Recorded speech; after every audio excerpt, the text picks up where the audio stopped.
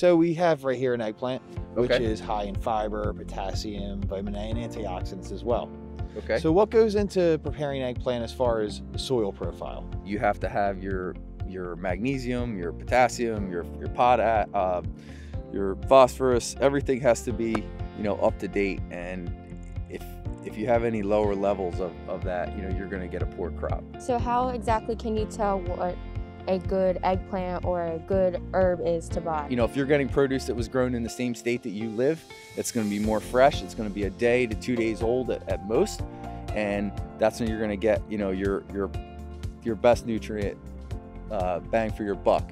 If you're buying an eggplant in January that was flown on a plane from a faraway country to a distribution center, then brought to another distribution center, then brought to a grocery store, by the time it's at that grocery store and it's on the shelf, it could be a week and a half old.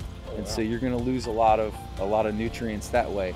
A lot of people don't realize is that crops require the same nutrients that people do. And so, you know, you're making sure that your soil has optimal levels for that crop so that you can grow a certain crop there. And if it's low in a certain micronutrient, you're going to make sure that you add an amendment to bring that micronutrient up.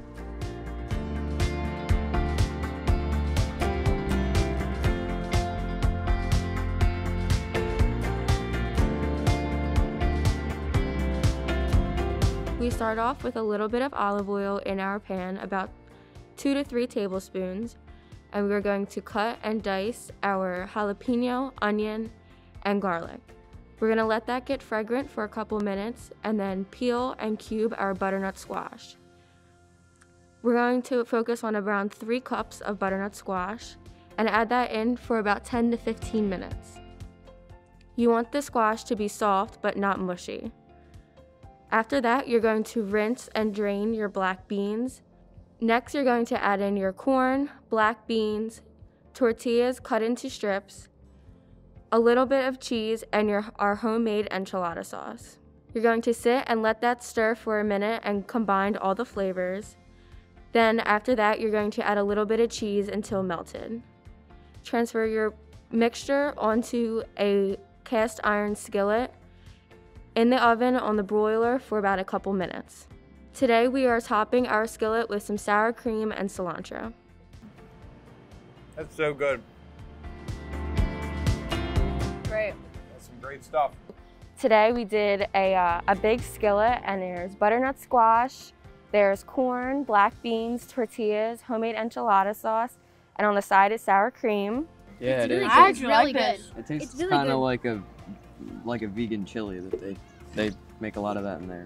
I really like the tortilla. Yeah. You do? Yeah, Awesome. it's really good. Yeah. The butternut squash is a great source of fiber. It adds your carbohydrate content along with the beans, which makes it vegan instead of using meat. It adds protein and it keeps you full with the fiber. This is actually very good. I'm glad you liked it. So it's like really healthy and it's Yeah, it really comes from all natural homegrown ingredients. really like the beans and the tortilla. They taste really good, like especially combined with the sour cream. I like to try to eat as many healthy things I can every day. I thought it just tasted like the homemade chili that they made in there, which I think is really good.